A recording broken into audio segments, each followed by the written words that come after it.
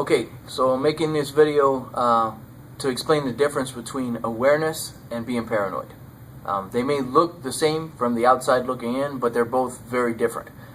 Same as cocky and confidence. They may appear to be the same, but they're very different. Awareness and paranoia, same sort of thing.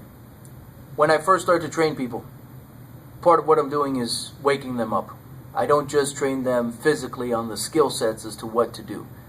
Honestly, that's the easy part.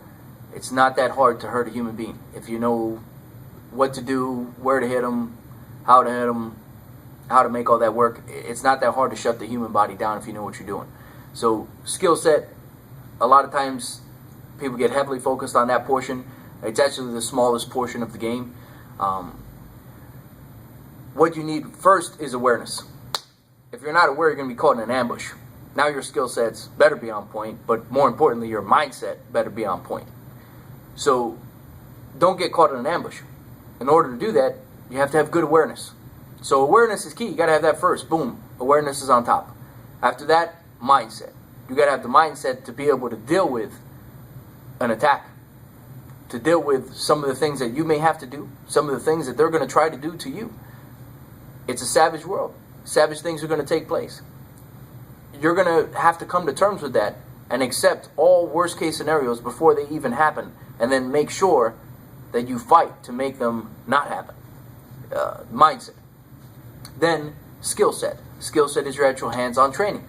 Yes, it's important, and yes, it always needs to be there, but if you don't back that up with a good mindset and a good awareness, you're pissing in the wind. Skill set's important. Yes, you must be trained, but again, understand your mindset better be on point. Your awareness better be on point. With good awareness, a lot of times you'll find you get out of situations with just good awareness alone. If you do get in situations, you better approach it with the right mindset. You pair that up with a good skill set, you're untouchable. But that requires training. A lot of people don't get the training on that. So we're talking about awareness versus being paranoid. I don't want you walking around, oh, I don't know what's going to happen, oh, what if this happens? That's paranoid. Why is someone paranoid? Because they're not trained. They don't have a skill set. They don't have a mindset. Okay? So now it's created fear. With fear comes paranoia. Comes you hesitating, making mistakes, freezing, overwhelming yourself, shutting down, psyching yourself out, giving up. That's what's created from paranoia. Awareness is a different animal. You're aware that something is going to happen. But now you tap into mindset and skill set.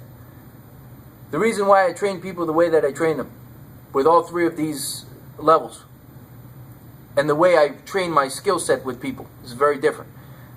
But I train the skill set under that pressure, under that stress, constantly stopping and tapping into the mindset to get them to understand when they apply this skill set, it has to be done in the right mindset. If not, they won't be successful. There is no 100% super move. Everyone thinks that one exists out there, and some style has it figured out. I hear a lot about Krav. Oh, Krav. Careful. It's not the style. Don't get too focused on the style. Yes, some styles are better than others because they hold more function. They have higher percentage moves that have more function. But don't get so fixated on the style. Understand what's going on, the principles, the concepts behind each technique, so you could develop your own techniques. It's not the actual technique. There is no one super move. There is no one super style. If anyone tries to sell you that, it's bullshit. Nothing works great, but everything works well. You have to understand that. You have to put in the dirt time. You have to get in there and train. Figure out what works. Figure out what works for you. Figure out why stuff works. Figure out when stuff works best. Figure out when it goes wrong, what are my options? What can I do now? Having the answers to these questions, you'll never feel paranoid because you're trained.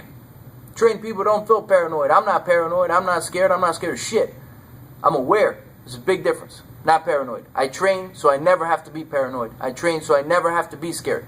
The only time I should be scared is if I know I didn't train. I didn't prepare for that situation. Now that situation arises. Now I'm scared because I don't know what to do. The fear of the unknown. Okay? Train. Put yourself in tough spots. Train with the right people.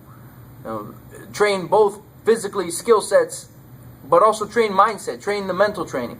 If you do this, you never have to be scared a day in your life again. I train people not to be scared.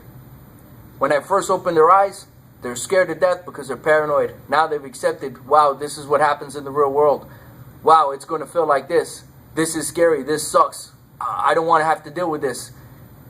Paranoid. Stick with the training. Stick with the training and trust in the training. Trust in yourself. Trust in your mindset. Build your mindset now. You won't be paranoid anymore. There won't be fear because the situation will arise. You're going to know what to do. You're going to make sure you get it done because you've eliminated failure being an option. It's part of your mindset. You've accepted that you will go home that night. You will win. Period. That's it. There's no other option.